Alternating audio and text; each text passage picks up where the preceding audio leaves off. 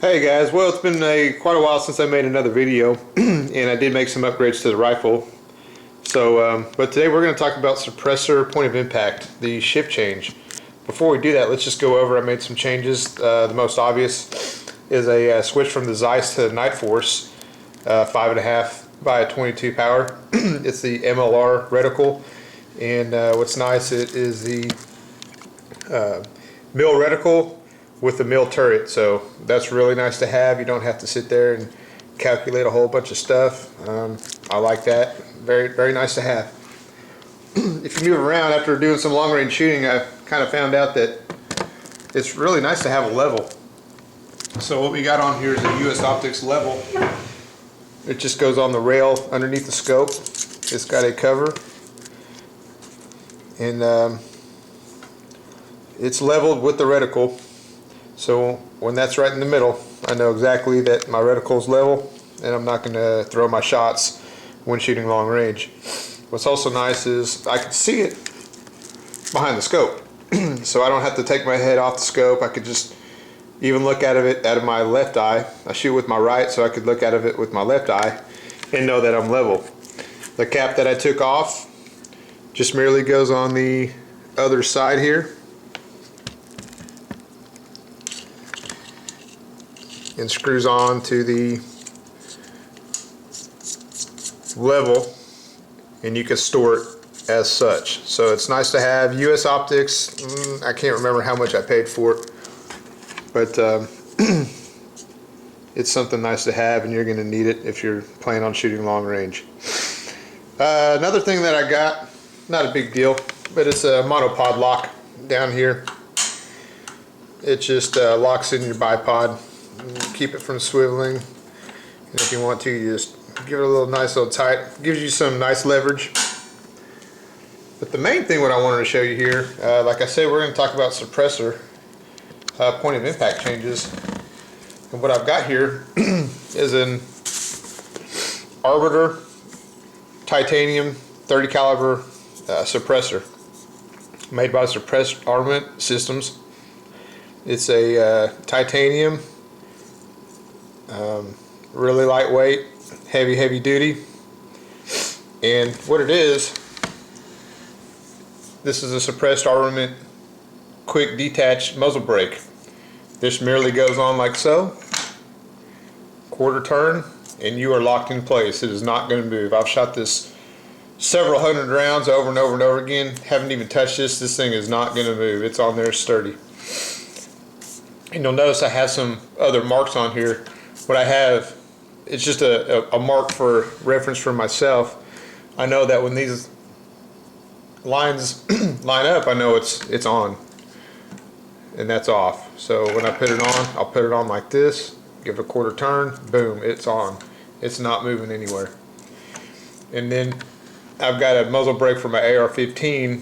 Now they line up a little differently. That's why I have the marks on different parts of the suppressor. So say if this was my AR-15 muzzle brake, which is the same brake, I would just line it up like that, quarter turn, and it would be on my AR-15. But anyway, it's nice to have quick detach. I could just simply take it on, take it off like that. I guess how it works, it's got these ears on the muzzle brake, and there's ears inside of here. So when they go in there and you quarter turn it, they just lock on to these ears. There's one up here and one down here. But anyway, let's go out to the range. Also, what I wanted to show you too is I've got the TAB gear suppressor cover. After shooting some hot strings, it tends to have some mirage, but if you throw this cover on like so, it just stops the mirage from seeping up and getting into your optics. But not necessary, though. Here living in Texas, it gets very hot, and this is something nice to have. You cannot use this on your AR-15 if you plan on shooting some hot strings with the AR-15. It's going to melt the cover. It's not designed for that. So if I shoot some hot strings, I'll just slide it to the rear, let the can cool down, when I'm ready to shoot, I could just pull it off here. It Velcros off. Or as you saw how I did it, I just took it off like this. Not a big deal. Anyway, let's go out to the range and let's do some testing on the point of impact changes. It seems to be the question a lot of people have is, well, if I put the suppressor on, is it going to change my point of impact? Let's go out and find out. I know for a fact that shooting this with the suppressor on, it changes my point of impact half an inch straight high. So I've got the scope zeroed out for the suppressor, shooting it enough. I know I zeroed it out with the suppressor. I just want to show you guys exactly what the shift change is. I can tell you right now it's going to be in the area of half an inch high with the suppressor. So let's go out and let's do some testing, and I'll show you what I'm talking about.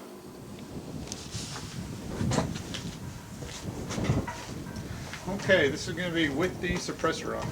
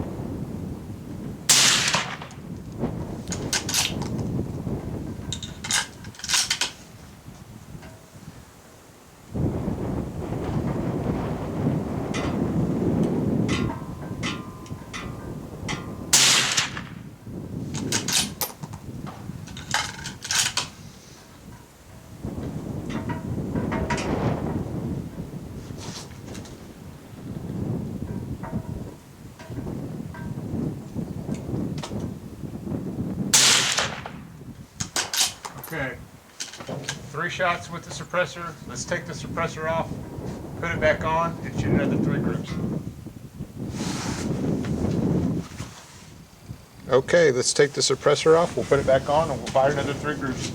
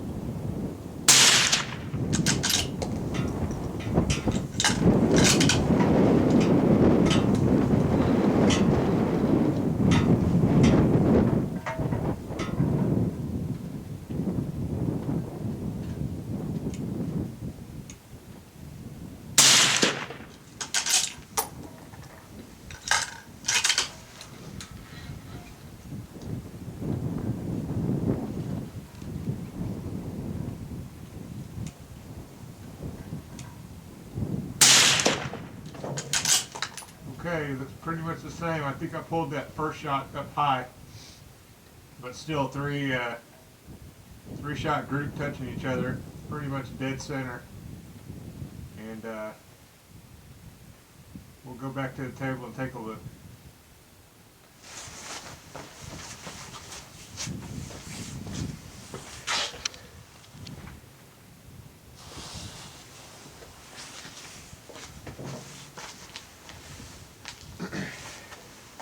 Okay, this is going to be without the brake, or without the suppressor.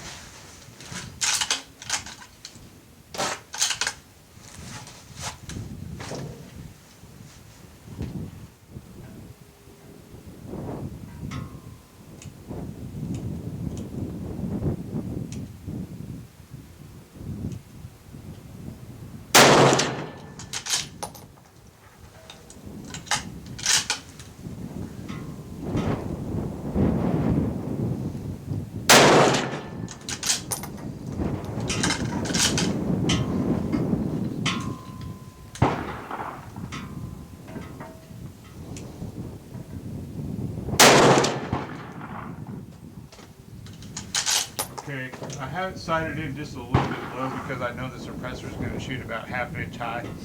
That's why they're just a tad low. But let's go down and take a look.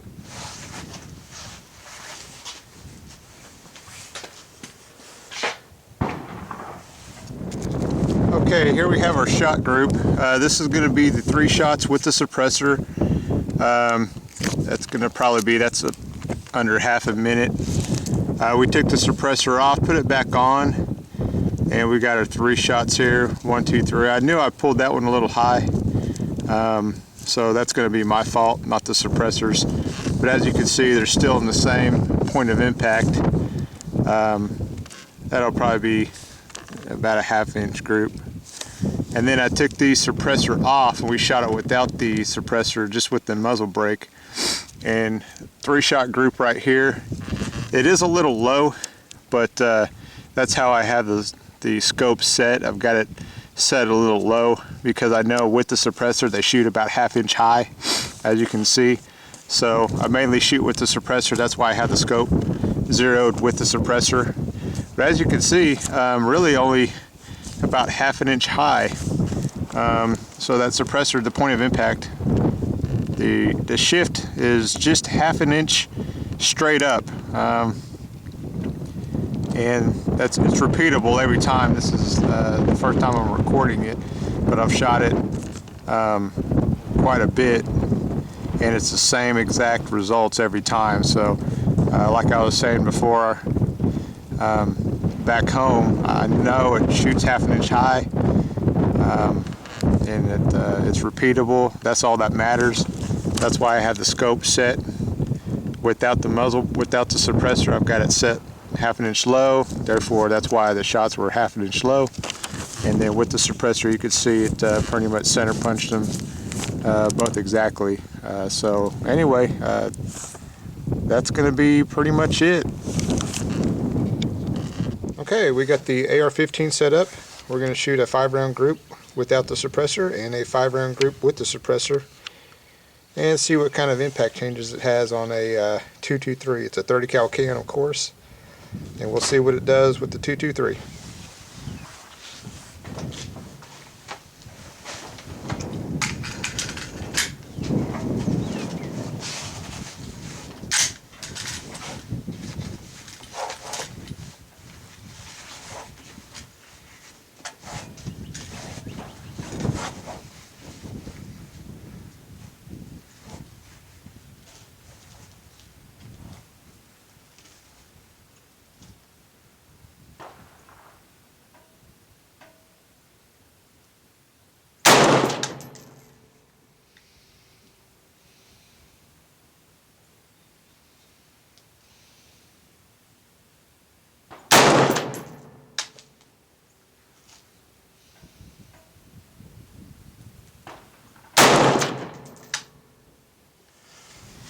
Okay, we did a 3-shot group. We'll put the suppressor on and we'll fire another 3-shot group.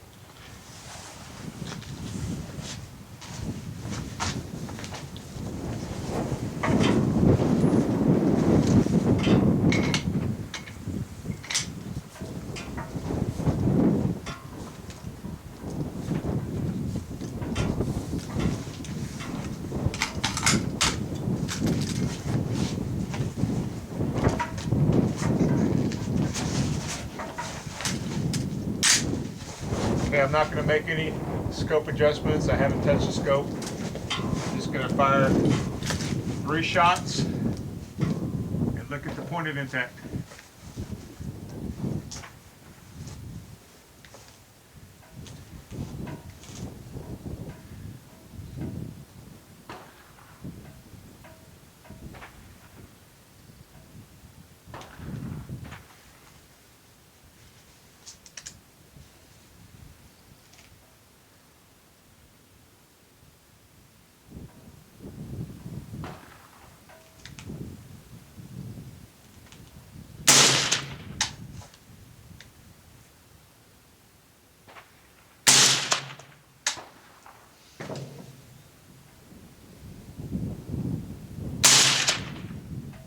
Pulled that last one.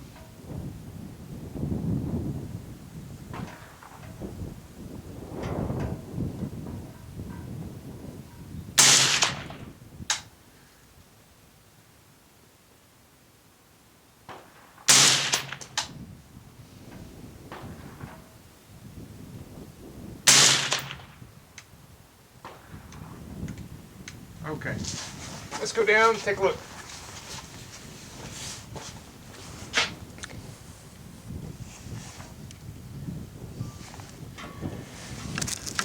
Okay, this is the 50-yard mark. We fired 3-shot group at 50 yards, pretty much dead center. That's a typical 3-shot group for an AR-15. There's nothing special about the AR-15 as far as what I've done to mine. Put the suppressor on and then it dropped. So it dropped about an inch, little over an inch and a quarter. Again, I've shot this multiple times. This is very common. This is what it does. Still maintains the center line. It just drops it about an inch and a half. So these are 1-inch squares. So if you go one line, there's an inch, and then about an inch and a half. So that's typical. That's what it always does. As long as it's repeatable, it doesn't bother me one bit. I can compensate for it with the scope, which I've done. And that's pretty much it. That shows you the point of impact change. That's what a 223 round does going through a 30 cal can. It just drops it inch and a half. So, all right, hey, we're back at the back from the range, and I just wanted to show you guys up close on a clean sheet of paper here what the shots look like. As I told you before, I knew the suppressor shoots half an inch high. That's exactly what happened. This is the non-suppressed shot, just with the muzzle brake. You can see, if I take a little ruler out from the point of, from the red dot, which is what I was aiming at, half an inch low. These are 2-inch circles, by the way. But once we put the suppressor on, it raised it half an inch high, dead center. This is when we took it on and off, just to show that there is no change of impact by switching it on and off. And when we had the suppressor on, same thing. Like I said before, I knew I pulled this one high. That's my fault, not the suppressor. It happens from time to time, no big deal. But anyway, nonetheless, it still maintained that center point of impact. And then took the suppressor off. Of course, as expected, it was half an inch low. Now with the AR-15, it's a different story. What happened here, for some reason, a 223 going through a 30 cal can has a pretty dramatic effect. This is at 50 yards. The other target, these are at 100 yards. This is at 50 yards. 3-shot group, I think I said 5, but I ended up shooting 3. That was just to show you that the scope is zeroed without the suppressor. Once we put the suppressor on, it dropped at about an inch and a half. So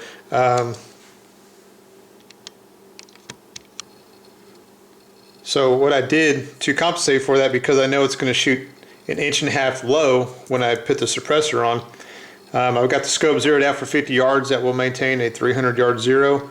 I simply just put it on the mark where an inch and a half at 50 yards is 12 clicks.